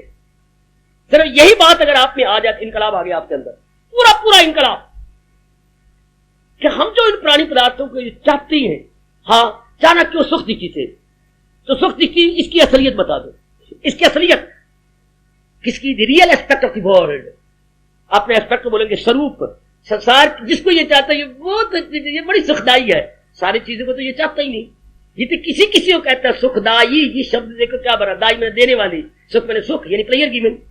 जिस प्राणी को, जिस पदार्थ को, जिस स्थान को ये मन चाहता रहा, या चाह रहा है, या आप पे उलझे पड़े हैं, पर शायद आप तो नहीं उलझेंगे, पर जो कामना बना रखी हैं उनके बारे में भी इकट्ठी कर ली हैं, हमने अटेन कर ली हैं, और नई कामना ना उठे, एक इलाज भगवान बताती हैं। इसका एस्पेक्ट देखिए, इसका स्वरूप क्या है। What is aspect of the world? प्राणी पदार्थों का स्वरूप क्या है? स्वरूप, उनकी असलियत, उनकी वास्तविकता, उनकी रियलिटी क्या है, उनकी हकीकत क्या है। वाह वाह, क्या है इनकी? भगवान कहते मैं बताता हूं। मन कामना ही नहीं करेगा, मन इच्छा ही नहीं करेगा। शाबाश शाबाश शाबाश, मन बिल्कुल ही जाएगा ही नहीं। यहां एक दृष्टांत दिया जाता है, कुछ दिन पहले मैंने दृष्टांत दिया था। ये एक राजकुमार नालायक कहीं के अपनी बग्घी पर जा रहे थे, और अचानक ही दूर नजर पड़ी, बाल खोले हुए एक लड़की, बड़ी सुंदर लगी इसको। बग्घी को रुकवा लिया, कौन है ये बहुत सुंदर है और मानी परमानी हुई सुंदरी है। अच्छा, फिर आके मिलूंगा। ठीक है, आंखों ने मान लिया, आना शुरू कर दिया, आना जाना शुरू, अटैचमेंट जबरदस्त हो गई, और पता नहीं कितने अपने सोने के हार हूर और मुंगियां शुइयां सब दे दी। एक दिन की बात सुनो जरा, क्या दृष्टांत देती हैं। एक दिन वो आया तो उसके पास 2-3 बैठे हुए बातचीत कर रहे थे, और उसके शरीर के अंग उन पुरुषों के साथ लगे हुए थे, जैसे घुटने साथ घुटना है, बाजू पकड़ा हुआ, उसका बड़ा बुरा लगा, और 2 मारे थप्पड़। वो तो भाग गए जो बाकी उसके चाहने वाले थे, और वो गाले करते, इधर भी मार लो, इधर भी मार लो, पीछे भी मार लो, आगे, और क्रोधे मार भी लिए, और मार लो। अरे तुम मार क्यों खाते जा रही है? और आप ही मुझे बता दो, आप मुझे क्यों मार रहे हैं? मुझे समझ नहीं आ रही। मैंने कहा राजकुमार है, मार लो बेचारा, मेरी जान ले लो। नहीं, अब नहीं मारूंगा। मुझे ये बता, आप मार लो, मार लिया बस। मुझे ये बता, ये पुरुष कौन बैठे तेरे साथ? जब मैं तुझे दिलो जान से चाहता हूं और तुझे कमी भी किसी चीज की नहीं दी, लाखों रुपया तेरे घर में, इतना सोना इत्यादि, मुंदरियां, मोती, जवाहरात सब तेरे दे दिए, फिर क्यों जाती है? आपने कभी मुझसे पूछा नहीं, मैंने जरूरत नहीं की बताने की, कभी आपने इंक्वायरी की नहीं। मैं तो आपके लिए खाने पीने की चीजें सुंदर अपने आप को मेकअप करके रखती थी, आज आपने इंक्वायरी की है। पहले ये तो जानो मैं हूं कौन। तू एक सुंदरी है, तू मुझे बहुत अच्छी लगती है, ये ठीक है, लेकिन और गहराई में जानो मैं कौन हूं। है तू कौन है? तू मुझे अच्छी लगती है ना, तू बड़ी सुंदरी है, ये तो ठीक है, पर मैं हूं कौन? आप बता दो। मैं तो एक वेश्या हूं, मैं तो इस सारे सिटी की पत्नी हूं। है वेश्या को बोलती है नगर वधू। वो जो आपकी वधू है वो है परिवार की वधू या कुटुंब वधू। आप जो वधू है तो कुटुंब की है, ये सारे नगर की है। जो भी आए इसको हथेली पे रखे और वेलकम। अच्छा तुम आए राजकुमार, मुझे जाना आपने? जान लिया। अब बताओ मेरे क्या दोष है? मेरा पेशा यही है। तो बिल्कुल ठीक है, मैं नालायक और मूर्ख जो अपने आप को बर्बाद। राजकुमार मैं यही कहना चाहती थी जो जुर्म करके नहीं कह रही थी। हाँ, आप एक बड़ी अच्छी राजकुमारी के साथ शादी करो जो अपने खानदान को चार चांद लगाए। मैं तो हूं चूड़ी हरिजन, लोगों के गंध को उठाने वाली और अनेकों को तबाह करने वाली। आप इतने अच्छे हैं, क्यों मेरे पर मरते हैं? एक अच्छे खानदान की लड़की के साथ ब्याह करो। पैर पकड़ लिए और हाथ जोड़े। मुझे आज तुम्हारा पता लगा, मैं सब कुछ देने को तैयार हूं, मैंने रखा हूं ना, मैंने दे दिया। जाओ। राजकुमार ने कब मन तोड़ा? जब उसकी असलियत जानी। तो दृष्टांत देखो महापुरुषों का, दृष्टांत देख ले मेरी भगवती। राजकुमार इतना फरेफ्ता था, इतना लट्टू था, लाखों रुपया उसने उसकी झोली में डाल दिया। कब मन तोड़ा? तो असलियत जानी। भगवान का प्यारा कब संसार से मन तोड़ता है? जब इसकी असलियत जान लेता है, जिसको हम अंग्रेजी में एस्पेक्ट कहेंगे, अपनी राष्ट्रभाषा में बोलेंगे स्वरूप। संसार के स्वरूप को जाने बिना नहीं मन टूटता। जन्म जन्मों से धक्के भी खा रहा है, जलील भी हो रहा है, फिर भी इन्हीं को चाहता। इसलिए भगवान कह रहे हैं इसकी असलियत जान लेना। तो मन की गर्दन मरोड़ी गई, मन की गर्दन मरोड़ी गई। तो फिर इसकी असलियत भगवान कहते हैं मैं बताता हूं, मैं दुनिया का रचयिता हूं, कुम्हार हूं, मैंने सृष्टि का, मैं बताता हूं इसकी असलियत। हाँ मेरे प्रभु आप बताइए। ये अनित्यम असुखम है, ये अनित्य है और दुखदाई है। ये बार बार सोचो, बार बार विचार करो। संसार अनित्य है और अनित्य होने से दुखदाई है, सुखदाई नहीं है। फंसा कैसे था सुखदाई समझकर? ये तो अनित्य है और असुखम है। बार बार सोचे, सबसे कहा मैं तो वेश्या हूं, मैं आपकी पत्नी थोड़ी हूं। अगर मैं आपकी पत्नी होती है, किसी गैर के पास बैठी होती तो मेरे टुकड़े करके कुत्तों को डाल देते।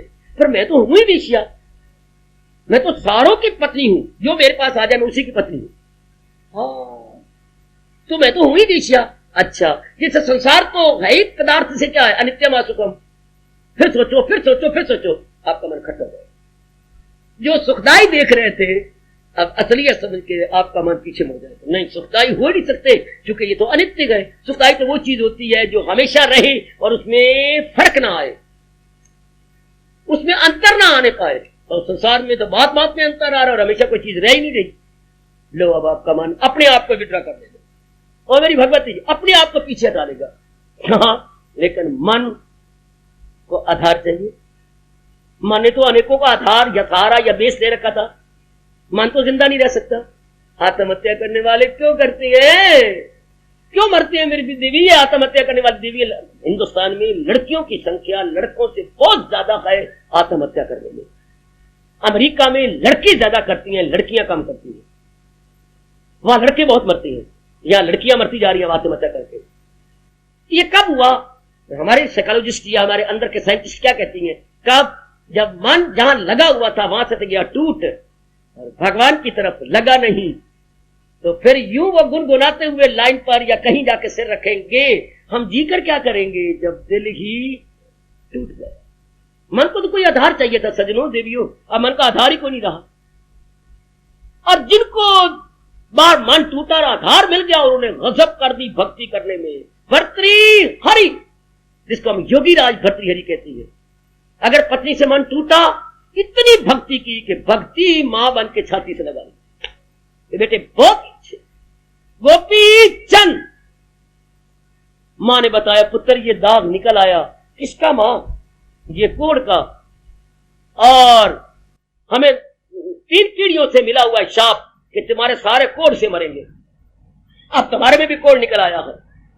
बस वैरागी बन गए, लेकिन वैरागी बन के फौरन भगवान के भक्त बन गए।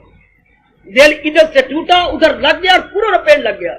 जितना फंसा हुआ था संसार के प्राणी पदार्थों में, उसकी असलियत जानने के बाद पूरा रपेन वो उधर लग गया।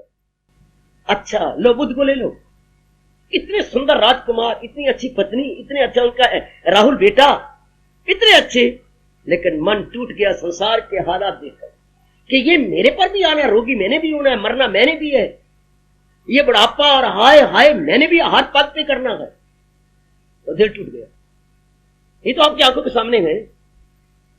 पूरन जी को ले लो, बाद में बाप ने पहचान लिया और सुतीली मां ने मान भी लिया कि पूरन तो पूरा नहीं रहे, मैं गंदी थी, मेरा मन खराब हुआ था और मैंने अपनी गंदगी बचाने के लिए तेरे पुत्र पर यह इल्जाम लगा दिया, वरना ये perfect in every respect, perfect in every respect, मुझे सजा दो, मैं गंदी थी। मां तो अंधी हो चुकी थी, कर पूरन जी ने उनको आंखें दे दी। वो जंगल, वो बाग हरा भरा नहीं होता था, वो भी हरा भरा हो गया। और भी कई चमत्कार पूरन जी ने कर दिए। उस वक्त बाप छाती से लगा के फूट फूट कर रोया। मां मिली, आज सब कुछ हुआ। बेटे अब देख मेरी उम्र, गम करते करते मेरा क्या हालत हो गई, संभाल राजपाट और ये चोला मुझे दिया, मैं तप करूं। पिताजी अब ठीक कहती है, उम्र पुत्र मेरी है तप करने की, तेरी नहीं। पिताजी पर मैं दुनिया की असलियत जान चुका हूं, मैं राजपाट नहीं कर सकता, मैं व्यवहार नहीं कर सकता, मैं तो केवल भगवान की भक्ति में तलीन होकर शीश छोड़ दूंगा। ये कब? जब दुनिया की असलियत जानी जाती है, फिर मन पूर्ण रूपेण भगवान का बन जाता, पूर्ण रूपेण। ना बने तो आता बता, मैंने कह दी। उनके बड़े अच्छे भाग्य जिनका मन टूटा और मालिक में लग गया, मैं उनका बोल रहा हूं, कितना गुग्गू हूं। आपके बहुत अच्छे भाग्य जो कई कारणों से चोट लगी और भगवान की ओर आप मुड़ गए, आप भगवान की ओर आ गए। बिना चोट के आप नहीं आ सकते। किसी ने कहा होगा तो आप 2 दिन आए होंगे, चले गए होंगे।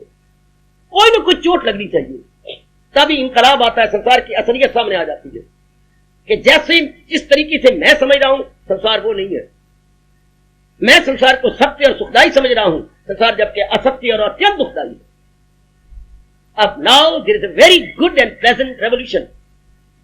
कितना अच्छा इनकलाब आ रहा है मेरी भगवती, मेरी देवियों। जब चोट लगी, संसार ने अपनी असलियत दिखलाई कि यह है मेरी असलियत। जैसे मैंने एक बेटी से सुना था, क्या आपने एक जवान के जवानी को बचा दिया, क्या वो कहते मंगनी करो, बस अब बहुत लावा फेर चल गए, अब मंगनी होनी चाहिए। आखिर में वो कहते ठीक है, हाँ जरा आओ इधर घर के अंदर। घर में आए, उसने अपने सलवार का पोंचा नीचे से उठा करके ऊपर करना शुरू कर दिया। ये आप देख लो, मुझे ये बीमारी निकली हुई है, ये सारे फुलवैरी के दाग हैं, और अगर ये बढ़ गए तो कोढ़ भी हो सकता है। इसी तरह ये सारे मेरे ऊपर तक फैल चुकी है और फैलती जा रही है। ये मेरी असलियत है। शादी करोगे, भगवान तेरा भला करे, तूने बता दिया, तू अपने घर में तो मैं अपने घर में। जब किसी चीज की हम तो अपनी ओर से इमेजिनेशन करते हैं ना, कल्पना करते हैं, और रब अगर कृपा करके असलियत बता दे तो मन क्या हो जाता है, खट्टा हो जाता है। जितनी बेताबी थी उतनी क्या हो जाती है, मन वैरागी बन जाता है। बेताबी से वैरागी हो गया कि नहीं, ये तो कुछ भी नहीं है। आपके अभाग्य जो शरीर के रहते हुए आपके मन में बेताबी पैदा हो गई, आपका मन क्या हो गया, इससे टूट गया, इसकी असलियत जानकर, और फिर टूटा और भगवान की तरफ लग गया। रब दा की पावना एदू पटना एदिलाना। बुल्ले शाह के गुरु इनैत शाह ने यही तरीका बताया था। बोले रोज तो मेरे पास आता है, क्या करने आता है? साईं मुझे पता लगा है कि आप अल्लाह में समा गए, तो मुझे भी तरीका बताओ। तो आराम थे, प्याजों की पनीरी इधर से उखेड़ करके इधर खुली खुली दूसरे खेत जो तैयार से लगा रहे थे। तो बोले ये तो कोई बात नहीं, मैं क्या कर रहा हूँ, प्याजों के पनीर लगा लो, तो ये रब पा नहीं, अगर पक्का इरादा ही तो इधर से पट दे इधर लगा दो, जैसे मैं पनीर लगा रहा हूँ। टूटिया जाना किसी किसी के बस की बात है। दिल टूट जाना नाम रूपों से, ये तो नारी चोले में तो कोई कोई होती है। मन आपका नरम है, हाँ जैसे आलू आपने उबाल लिया, बिल्कुल उबल गया, अब उसमें जहां भी उंगली मारो बीच में चली जाएगी, तो आपका मन उबले हुए आलू की तरह है। फंस जाती है बड़ी जल्दी, आप बड़ी जल्दी माँ में फंस गई, बाप में फंस गई, बहन में, भाइयों में, फिर पतिदेव में बड़ी बुरी तरह फंस गई, फिर अपने बच्चों में फंस गई, फंसती जा रही, फिर बहू आएगी, फिर उसको चुनते चलते रहना, उसमें फंस जाना, फिर दूसरे पुत्र की बहू आएगी, फिर इतने में आयु खत्म हो जाएगी। फंसना ही फंसना, फंसना ही फंसना नारी का। फिर आप सत्संग में आ रही हैं, और सत्संग कोई कहानी का नहीं, सत्संग फिलॉसफी, ब्रह्म विद्या। तो क्या होता है, मन इधर से जो उम्मीदें बनाई बैठा था सुख दृष्टि वाली, खत्म हो जाए। अब मन पूर्ण रूपेण भगवान की ओर इंक्लाइंड, भगवान की ओर झुक गया, और जो दुख थे उनको अब शुक्र मनाती है कि कुब्बे ने लत पाई, सिद्धि आई। अगर कुबड़ी को भगवान ने जरा थोड़ा सा चोट मारी तो उसको कुबड़ी दूर कर दिया।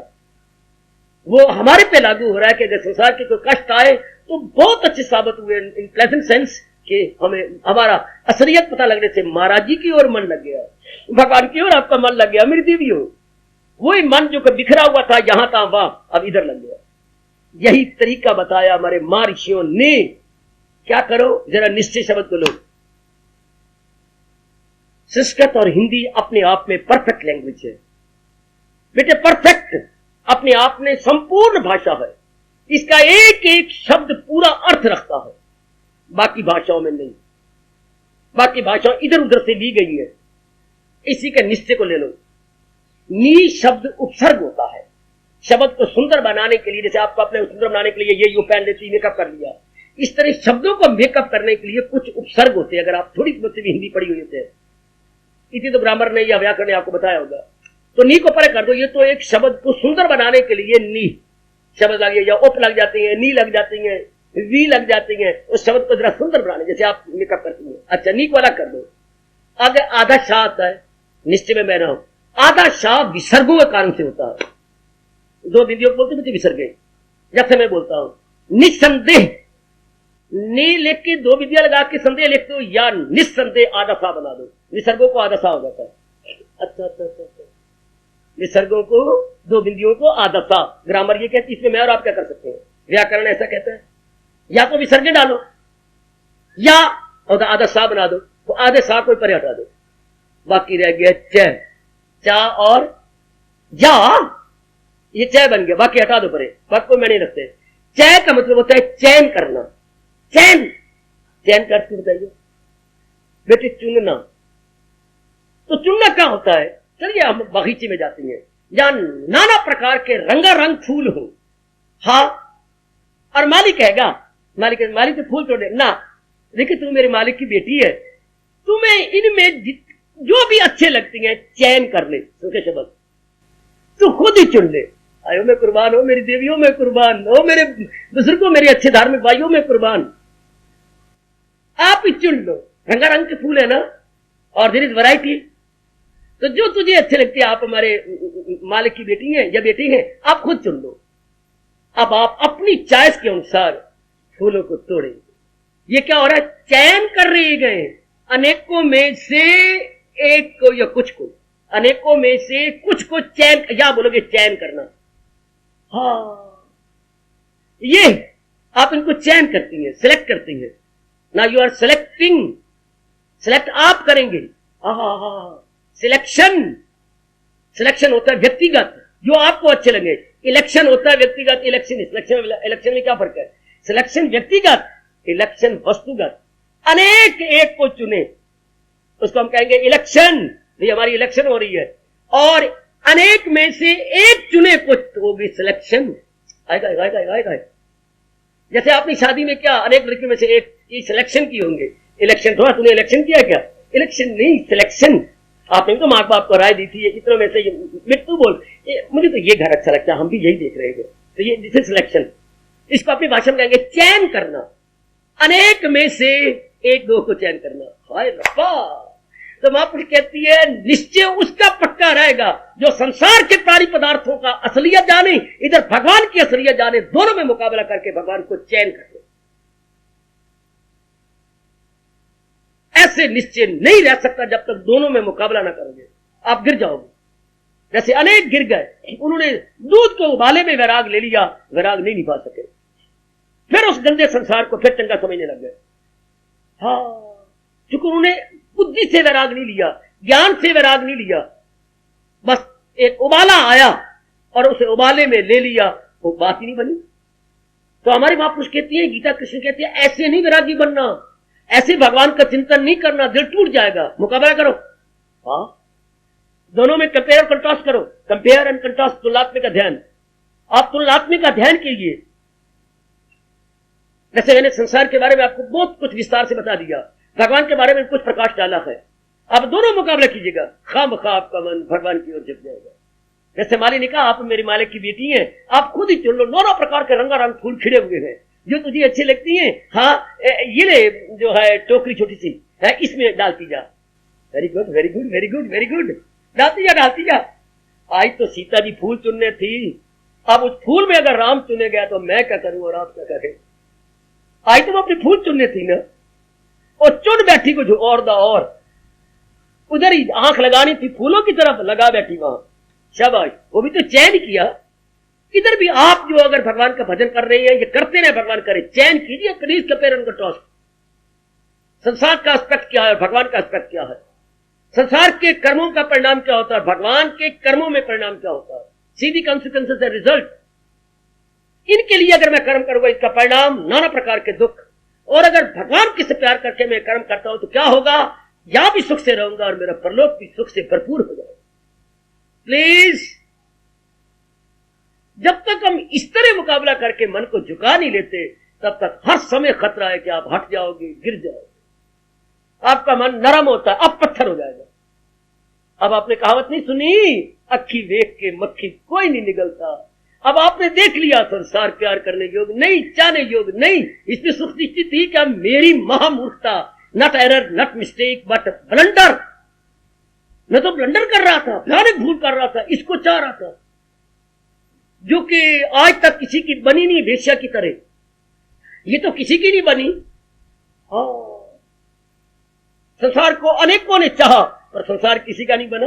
संसार कहते हम कैसे बने, हमारा स्वभाव ही बदल जाना है, हमारा स्वभाव ही मिट जाना है, मिट जाना, बदल जाना।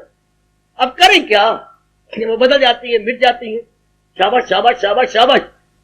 फूल तो नाना प्रकार के होते हैं, मैंने भी बताया। हाँ, इनमें एक निराला फूल रब ने बनाया है, निराला।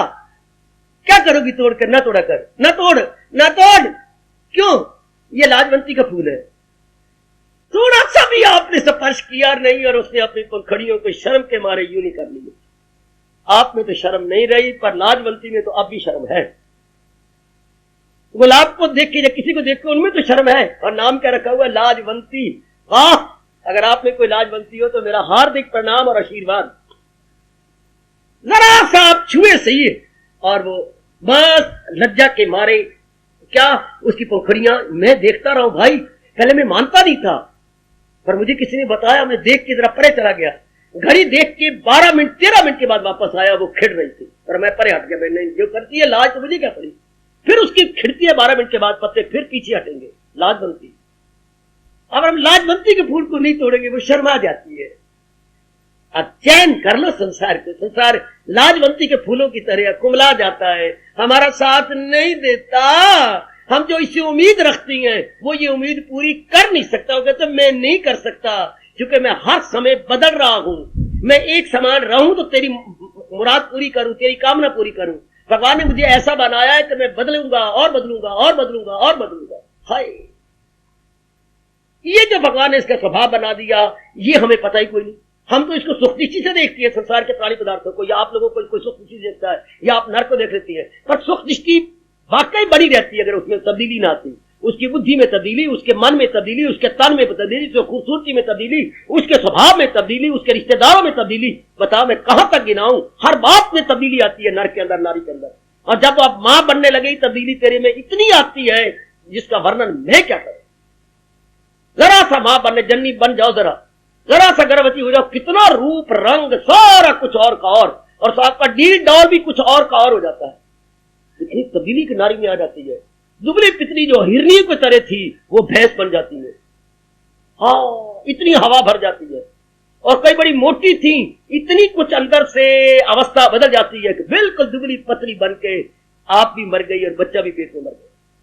कितनी तब्दीली, कितनी जोरदार। जी हाँ, इसलिए तो हमारे सरताज और मन के राजा ने हाँ आपको मिट्टी चुटकी भरते हुए कहा, एक कड़वी चुटकी होती है जो कि चुटकी मार ले, एक मीठी चुटकी होती है, वो अच्छी लगती है। भगवान ने ये मीठी चुटकी भर के कहा, खबरदार जी मेरे प्रभु, दाना कहा इनसे, इसको मैं मीठी चुटकी कहता हूं, ये मीठी चुटकी है मेरी बेटी, कि दाना आदमी तो इसमें उलझेगा नहीं, जो गधे की तरह इंसान है वो उलझेंगे हैं। आहा, आजकल जवान अपने आप को क्या, हम तो यंग की हैं, यंग से बना लिया यंग की। और लक्षण देखो इनके, कपड़े कुपड़े, इनकी पैंटे पुट्टे देखो ना जरा। एक को मैंने कहा, बच्चे किस काम में तुम यंग की हो? हमारे हर काम जरा फुर्तीले होते हैं, जरा ऐसे होते हैं। लेकिन अगर मेरे पर विश्वास होना कि मैं सच बोलता हूं, नहीं आप सच बोलेंगे, तो मेरी दृष्टि में आपको मैं लिबास देखता हूं नीचे ऊपर और लक्षण देखता हूं, तो यंग की नहीं है। बुरा न मनाना मेरे पुत्र, ना है डंकी है, डंकी। बात तो ठीक है बाबा, मैं यंग की नहीं हूं, वाकई डंकी हूं। यंकी कुछ और होते हैं, डंकी हो जो होता है ढीचू ढीचू करता है, लद करता है। आपका व्यवहार, आपके कपड़े, आपके नीचे ऊपर डॉल डॉल, यंकी नहीं डंकी। तो बच्चे अगर हम संसार को यथार्थ रूप में देखें तो यंकी नहीं है, जस्ट लाइक डंकी। क्यों बदल जाता है on every step, on every minute, on every second. इसलिए मेरे परमात्मा कहते हो, खबरदार। परमात्मा क्या कह रहे हो मेरे प्रभु? ताल्लुक से पैदा जो होता है सुख, उसी से प्रगट हो आखिर में। जिसके कांटेक्ट में आकर आपने सुख पाया, बेटी दुख वहीं से पाया। हाय रब्बा, तूने क्या नियम बनाया, ये दुनिया का नियम क्या है? जिससे आपने सुख पाया, पति से वहीं से दुख, पत्नी से वहीं से दुख, बेटों से वहीं से दुख। हाय, आपने शरीर से सुख पाया, वहीं से दुख। वाह, अपने माँ बाप से वहीं से दुख, अपने बहन भाइयों से वहीं से दुख। भाई बहुत ही अच्छा होता है, भाभी आकर के या भरजाई आके पता नहीं क्या कर देती है, पता नहीं हो क्या जाता है उसको। काजल वाली आंखों से या सुरमे वाली आंखों से ऐसे देखती है कि भाई का मन ही काला हो जाता है, अंदर से काला हो गया भाई। काजल ने शरीर को काला करने के बजाय भैया के मन को काला कर दिया। कितना अंतर आ जाता है सगे भाई के अंदर। शादी के बाद मैंने अपनी बहनों को घर में देखा था, कितना अंतर आ गया। लूटना चाहती है पिताजी को। मैं मेरे वैराग का पहला कारण यही था कि मेरे से बड़ी बहनें, जिनका मैं एक क्या कहूं बेटी समान हूं, इतनी बड़ी, और शादी के बाद बेचारे एक पिताजी जिन्होंने इतनी जिम्मेवारी पूरी करी, उनको लूटती हैं। वो प्यार कहां गया, वो हमदर्दी कहां गई, वो मां का दूध पिया हुआ कहां गया? इतनी भारी तब्दीली कि सिवाय रोने के मेरे पास कुछ भी नहीं था। ऐसा क्यों? जवाब आता है गीता से, ये तो नेचुरल है, ये तो स्वाभाविक है, ऐसा परिवर्तन तो होना ही है, ये तो होगा ही, ये दुनिया का स्वभाव ही ऐसा है। हर समय बदल जाना दुनिया का स्वभाव है, जो अब हम देख भी रहे हैं और पक्का कर रहे हैं। अभी क्या था अभी क्या है, इसी का नाम दुनिया है। बाथरूम में बैठ के गाते रहना। अभी क्या था अभी क्या है, इसी का नाम दुनिया है। सदा जो रंग बदलती गए, इसी का नाम दुनिया है। अभी क्या था अभी क्या है, इसी का नाम दुनिया है। सदा जो रंग बदलती गए, इसी का नाम दुनिया है। अभी क्या था अभी क्या है, इसी का नाम दुनिया है। तो दाना कहाँ इससे खुश काम। अगर ये बात है, आप जैसे दाना, आप जैसे दूरदर्शी, आप जैसी दूरदर्शिता से काम लेने वाली क्यों लट्टू होंगी इसके ऊपर? नहीं, कभी भी नहीं, कभी भी नहीं। हा हा,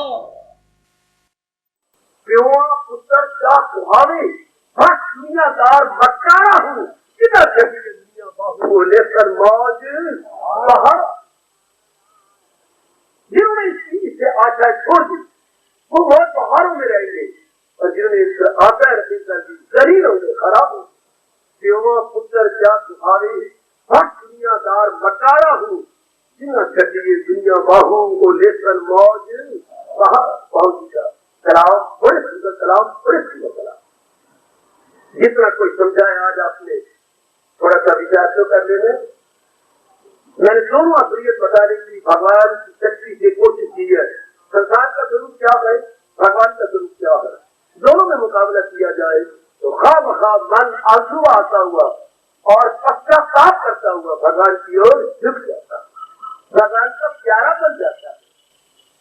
यही तो भगवान कहते यूं निश्चय करो, चयन करो, बार बार चुनो, बार बार अपनी तबीयत के अनुसार चुन लो और चुना ही जाता है।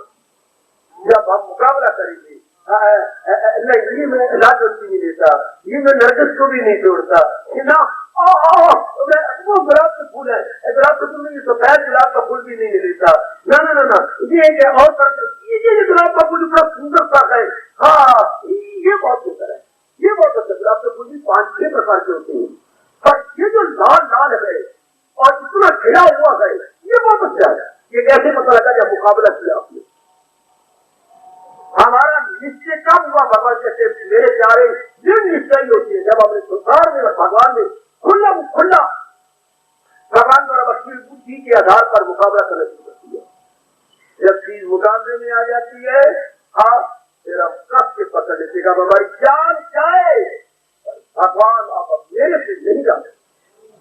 अब मैंने भक्ति करवानी है कि दुनिया जो है व्यवहार करने लोग गए, पर जो मैं विश्वास कर रहा था शांति मिलेगी, आराम मिलेगा, चैन मिलेगा, नहीं मेरी सारी दृष्टि गलती थी। मैं कह रहा था ये सुख देंगे, सुख क्या देंगे, तो थोड़ी देर के लिए रुके हुए और उसके बाद इनमें तब्दीली आ जाएगी, फिर मुझे रोना पड़ेगा। इसलिए दुनिया के प्यारे जार होती है और रब के प्यारे शुरू में रोती है, पर बाद में हंसते ही रहते हैं। उनको शुरू के प्रेम के आंसू बहाने पड़ती है और दुनिया वाले शुरू में भी रोना, बीच में भी रोना, हमेशा ही रोना। हाँ मैं क्षमा चाहता हूँ, उस दिन में हंस लेती है जिस दिन इनकी शादी हो रही है, बस उसी दिन के हंस लेती है। बस बाप और बेटा, छोटा बेटा कोई 9-10 साल का था, वो जा रहे थे, पीछे से डोली आ रही थी और वो लड़का आगे आगे पीछे गांठ बंधी हुई है, लड़की पीछे पीछे, लड़की रोटी आ रही है सालों साल। हमारे वक्त ऐसे कमला मेला में बड़ी रोटी आती थी और वो आगे मुस्कुराता हुआ आ रहा है, चुटकी भरता हुआ आ रहा है, भरता हुआ आ रहा है। हाँ तो लड़के ने अपने बाप से पूछा पिताजी पिताजी पिताजी पिताजी, हाँ पिताजी ये क्या हो रहा है, ये अगला कौन है? अगला इसका पति है। अच्छा तो ये इसकी पत्नी है। अच्छा इनकी शादी हो गई है? हाँ पिताजी पिताजी पिताजी इनकी शादी कब हुई है? अभी अभी हो रही है। अब ये किसी मंदिर में प्रणाम करने जा रहे हैं। तो पिताजी ये क्या है? अगला हंसता ही जा रहा है, किसी रोटी जा रही है, ये क्या कारण है पिताजी? क्या बच्चा तूने खूब पूछा, बताऊं तुझे? हाँ जितना जिंदगी में हंसना एक बुद्धू ने आज ही हंस लेना, उसे जितना रोना आज ही होना, बाद में पासा पड़ जाएगा, ये जिंदगी भर होता रहेगा, वो जिंदगी भर हुक्म चलाती है। आज ये नहीं है, आज वो नहीं है, आज आपने किया, आपने ये किया, मैं कोई बड़ी बरात लेके गई थी, बरात आप लेके आई थी। बिल्कुल सच्चाई की बात है, जितना जिसने हंसना है शादी वाले दिन और जितना आपने रोना उसी दिन, उसके बाद पासा पड़ जाए। ये है संसार जो सदा एक जैसा न रहे, जिसे कहते हैं संसार। हाँ दानादि विचारवान अपने मन को खींच लेती है, बिल्कुल संसार में रहते हुए सदियों और देवियों संसार पे विश्वास नहीं करते, संसार का यकीन नहीं करते, व्यवहार करती है लेकिन यकीन नहीं करते, बिल्कुल निराले बनते रहते। इसलिए परमात्मा ने हमें जीने का ढंग सिखाया और आपने हम तो गृहस्थी है, फिर हम जिए कैसे? बेटे वृत्ति थोड़ी है, भगवान ने कहने का मौका ही नहीं दिया। आपको स्पष्ट कहा रहो कमल के लपटते कमल की तरह निराले बनते रहो, उसमें भगवान ना हो जाओ। तो नहीं भगवती काम प्रश्न करने का उत्तर देते मौका देते हैं भगवान कि कमल के फूल की तरह निराले बनते रहो, इसमें भगवान मत हो, इससे उम्मीदें मत रखो, क्योंकि संसार उम्मीद रखने योग्य नहीं, संसार व्यवहार करने योग्य है। तब हम भक्ति भी करते रहेंगे और ये व्यवहार भी निभाते रहेंगे। सुनेंगे निश्चय के ऊपर जो भगवान ने निश्चय कराया है, ये दोनों में चयन कर लो, दोनों को चुन लो और चुन के फिर देखना क्या होगा, पूरा मन भगवान की ओर झुक जाएगा, तो चुन लेगा भगवान को कि नहीं यही लेने योग्य है, यही पकड़ने योग्य है और इन्हीं के साथ व्यवहार करना है, तो इन्हीं के साथ व्यवहार करना। जब चीज मुकाबले में आ जाती है और फिर हम कट कट के मर जाएंगे, लेकिन भगवान को छोड़ेंगे नहीं, फिर नहीं तो पातशाही का फरमान क्या दिला देता हूँ, महादिनादी पकड़िए, सर दीजिए, बाहर न छोड़िए। गुरु तेग बहादुर बोलिया, सर कहिए धर्म ना, फिर सर कटा लेंगे, लेकिन सर कटा सकते हैं, लेकिन रब क्या रुसा सकते नहीं। अब रब नहीं रुसवा सकते, भले से कटवा ले। सर कटा सकते हैं, लेकिन क्या रब रुसा सकते नहीं। दोनों मुकाबले में आ गए और मानपुरों के भगवान की ओर झुक गया। अब भक्ति करने का मजा, सत्संग में आने का मजा, भजन करने का मजा, जाप करने का मजा, क्यों कैसे मजा आएगा? मजा मांगे लेना होता है। वो तो पूर्ण रूप में भक्ति और झुका पड़ा है। आप एक काम करता है, क्योंकि संसार से मन टूट गया। अब क्यों नहीं होता? पूर्ण रूप में संसार का सही नक्शा आपने देखा, इसलिए कभी भगवान में लग गया, कभी उधर लग गया कि तरक्की नहीं करते। आज जरूर जाके विचार करना, कब विचार करना, दोनों जहान भगवान में मुकाबला करना। जहाँ कमी हो, अपनी कमी को दूर करने के लिए भगवान से जरूर आर्थिक प्राप्त हो।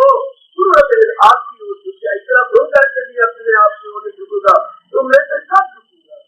अब ये बात प्रभु हमारे अंदर हमेशा करके बैठ जाए, हमेशा ये हमारी बातें बन जाए, भगवान जरूर सुनेंगे और आपका मन पूरा मेरे हजूर की ओर लगा हुआ नजर आएगा। भगवान करे आज का विषय हम सबके मनों में बैठ जाए, आज का ये व्याख्यान का भाव हमारे मनों में गहरा उतर जाए। अब हम पूर्ण रूपे अपने परमात्मा से बन जाए, दुनिया से वैरागी और परमात्मा से रागी, भगवान की ओर संसार किसी को वैराग कहती है और किसी को भगवान क्या कहेंगे, जन निश्चय, तब हमारा दिल निश्चय बन जाता है। तो हमने सुन लिया क्या, जो हमारी अपनी चॉइस थी हमने चुन लिया, अपनी चॉइस ही चुन लिया। जैसे प्रकृति ने अपनी चॉइस के अनुसार सत्यवान को चुन लिया, इसलिए हमने अपनी चॉइस के अनुसार अपने भगवान को चुन लिया। नारद ने बड़ी कोशिश की, सवित्री जो भी अपने पति को चुने, एक साल के बाद उसने मर जाना है, तो उसने कहा मैंने चुन लिया है। भारत की नारी एक बार किसी को पति रूप में देखती है, दूसरी बात है, इसलिए हमने जरूर मुकाबला करके दोनों का जहां भगवान का सवित्री की तरह अपने परम देवी को चुन। आपको जितना बैठा था फिर हम सबके वक्त होंगे, हमें समझ आ चुकी है कि भगवान ही उपासना करने योग्य है, प्यार करने योग्य है, चुने जाने योग्य है, कल्याण के घर वही है, वहीं से मेरी सब मुरादें पूरी होनी है। जहां के पास की समर्थता नहीं तो मुझे इच्छा कीजिए मेरा कल्याण करे। सोचो फिर दोनों में मुकाबला करो और अपने मन को भगवान की ओर झुका हुआ देखो। यही भगवान की जाति है, यही सीता की जाति है और सच्ची बात है, यही आपका आंतरिक मन की इच्छा। और अब अपनी शहंशाह की आज आरती बड़े प्रेम और श्रद्धा से उतारे।